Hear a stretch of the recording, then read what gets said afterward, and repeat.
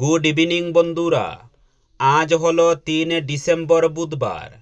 আজকের সন্ধ্যার বিশেষ বিশেষ খবরগুলি হলো: শ্রীভূমি শহরের তিলকচাঁদ রোডে অগ্নিকাণ্ডে ক্ষতিগ্রস্ত পরিবারকে সহযোগিতার হাত বাড়িয়ে দিলেন মন্ত্রী কৃষ্ণেন্দু পাল। মঙ্গলবার ক্ষতিগ্রস্ত পরিবারের সঙ্গে সাক্ষাৎ করে কৃষ্ণেন্দু নগদ 25,000 টাকা করে আর্থিক অনুদান প্রদানের পাশাপাশি জেলা কমিশনার প্রদীপ কুমার দ্বিবেদী ও সদর সার্কল অফিসার জাগৃতি কালওয়ারের সঙ্গে যোগাযোগ করে প্রশাসনের তরফে শীঘ্রই ব্যবস্থা গ্রহণের কথা বলেন। শহরের তিলকচাঁদ রোডে সোমবার রাত আনুমানিক 11:30 নাগাদ সুদীপা দাস, হীরকজ্যোতি দাস এবং সুকৃতি দাসের বাড়িতে এক বিধ্বংসী অগ্নিকাণ্ডের ঘটনা ঘটে। ঘরের ভেতরে থাকা 2টি গ্যাস সিলিন্ডার বিস্ফোরণ হওয়ায় আগুন চোখের নিমিষে চারদিকে ছড়িয়ে পড়ে।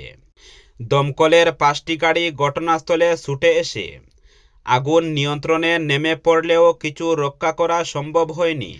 জানা গেছে, বৈদ্যুতিক শর্ট সার্কিট থেকেই আগুনের সূত্রপাত। রাতের অন্ধকারে দ্রুত আগুন ছড়িয়ে পড়ায় স্থানীয় বাসিন্দারা আতঙ্কিত হয়ে পড়েন। আগুনের লেলিহান শিখা দ্রুত এক বাড়ি থেকে অন্য বাড়িতে ছড়িয়ে পড়ে। পরবর্তী খবরটি হল, আগামী এপ্রিল থেকে দেশে জনগণনার কাজ শুরু হচ্ছে। মঙ্গলবার কেন্দ্রীয় স্বরাষ্ট্র প্রতিমন্ত্রী নিত্যানন্দ রায় একথা জানিয়েছেন। এসআইআর কিংবা এসআর নিয়ে রাজ্যে রাজ্যে আবহ যখন উত্তপ্ত, তখনই এই সরকারি ঘোষণা এলো। স্বরাষ্ট্র প্রতিমন্ত্রী নিত্যানন্দ রায় জানান, 2026 সালের এপ্রিল থেকে সেপ্টেম্বর মাস পর্যন্ত হবে প্রথম দফার গণনা এবং 2027 সালের ফেব্রুয়ারি মাসে দ্বিতীয় দফা জনগণনার কাজ হবে। কেন্দ্রীয় স্বরাষ্ট্র প্রতিমন্ত্রীর কথায়, মূলত 2 দফায় জনগণনা হবে। প্রথম দফায় বাড়ির তালিকা তৈরি করা হবে আর দ্বিতীয় দফায় নাগরিকদের সংখ্যা কত তা গণনা করা হবে। 2026 সালের এপ্রিল থেকে শুরু হবে গণনার কাজ। শেষ হবে 2027 সালের ফেব্রুয়ারি মাসে হবে দ্বিতীয় দফা। প্রথম দফায় রাজ্য ও কেন্দ্রশাসিত অঞ্চলগুলির সুবিধামতো টানা 30 দিনের সময় বেছে নেওয়া হবে। তবে লাদাখ ও জম্মু কাশ্মীরের তুষারাবৃত অসামঞ্জস্যপূর্ণ এলাকাগুলিতে এবং হিমাচল ও উত্তরাখণ্ডের কিছু অংশে পরিস্থিতি বিবেচনায় গণনা এগিয়ে আনা হবে। পাশাপাশি তিনি এও বলেন, এবার জনগণনার সঙ্গে জাত গণনাও করা হবে। সম্পূর্ণ ডিজিটাল পদ্ধতিতেই হবে জনগণনা।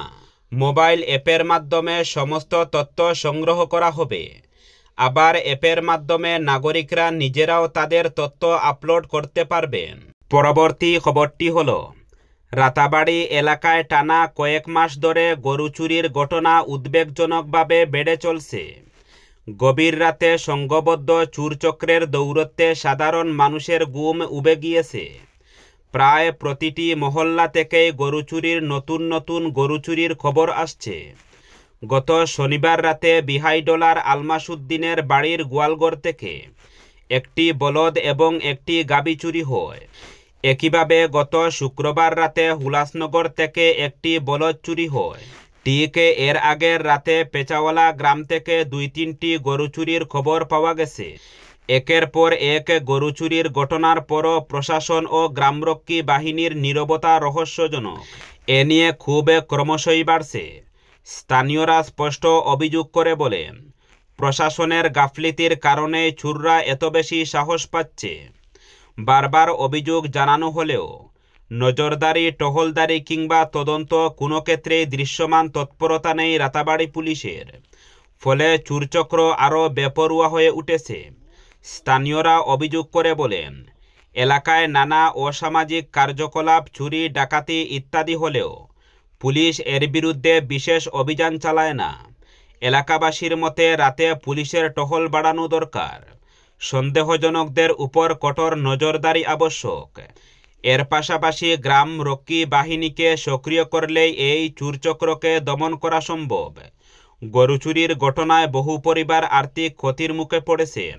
স্থানীয় জনসাধারণ দ্রুত কার্যকর পদক্ষেপ গ্রহণের জন্য প্রশাসনের কাছে জোরালো দাবি জানিয়েছেন। পরবর্তী খবরটি হল, সব স্মার্টফোনে রাষ্ট্রপরিচালিত সাইবার নিরাপত্তা অ্যাপ সঞ্চার সাথী টাকা বাধ্যতামূলক নয় বলে জানিয়েছে কেন্দ্র।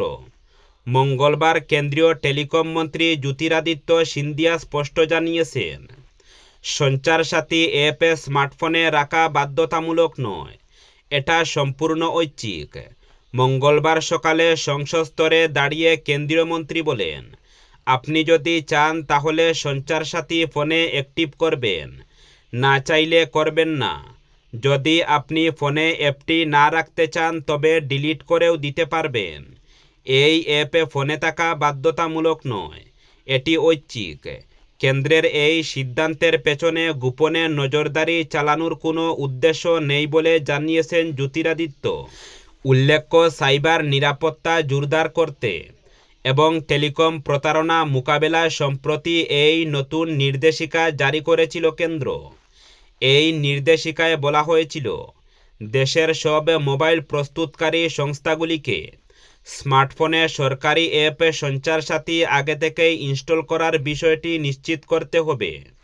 যে মোবাইলগুলি ইতিমধ্যেই বাজারে এসে গিয়েছে সেগুলিতেও সফটওয়্যার আপডেটের মাধ্যমে ওই সরকারি অ্যাপটি ইনস্টল করানোর কথা বলা হয়েছিল।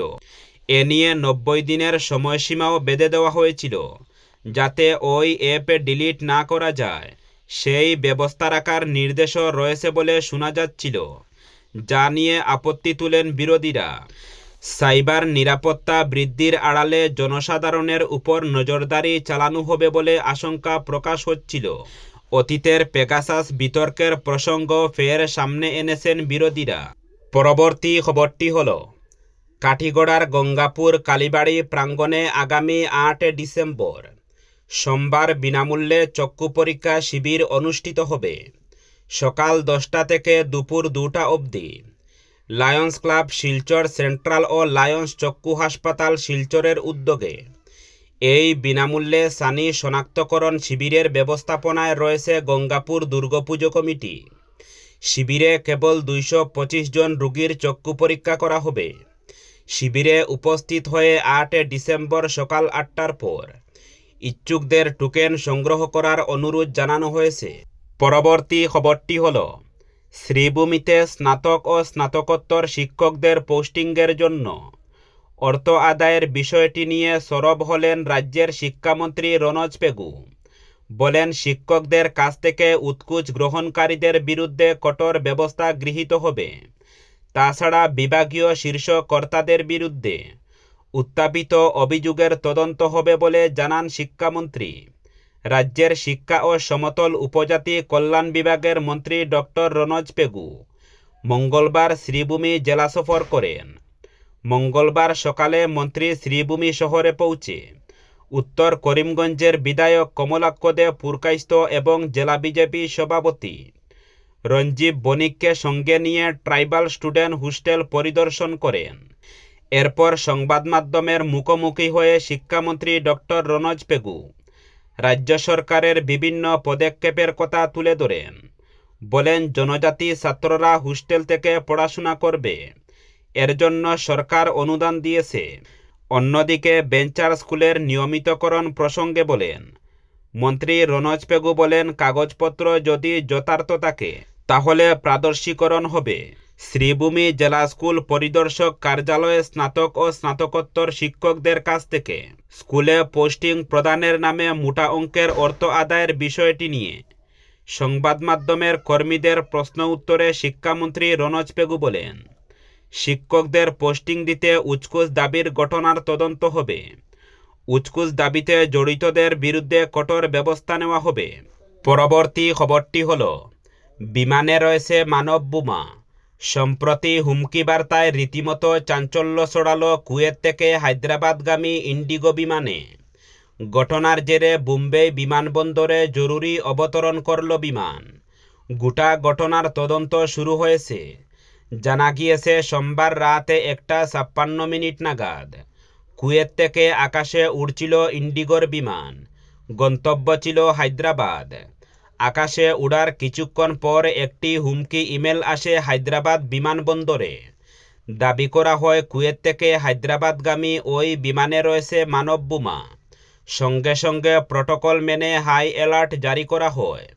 হায়দ্রাবাদের পরিবর্তে বিমানের গতিপথ বদলে জরুরি অবতরণ করানো হয় বোম্বের ছত্রপতি শিবাজি মহারাজ আন্তর্জাতিক বিমানবন্দরে মঙ্গলবার সকাল 8:10 নাগাদ। বিমানটি অবতরণ করে বোম্বেই। তদন্তকারীদের তরফে জানা গিয়েছে, বিমানটি অবতরণের পর সক্রিয় হয়ে ওঠেন নিরাপত্তা কর্মীরা। বিমান পার্কিং জোনে নিয়ে গিয়ে যাত্রী ও ক্রু সদস্যদের নামিয়ে শুরু হয় তল্লাশি। বিমান পার্কিং জোনে নিয়ে গিয়ে যাত্রী ও ক্রু সদস্যদের নামিয়ে শুরু হয় তল্লাশি। কেন্দ্রীয় বাহিনীর জওয়ানদের পাশাপাশি বোম স্কোয়াড গোটা বিমানের তল্লাশি চালায়। তল্লাশিতে কিছু উদ্ধার হয়েছে কিনা তা এখনও জানানো হয়নি।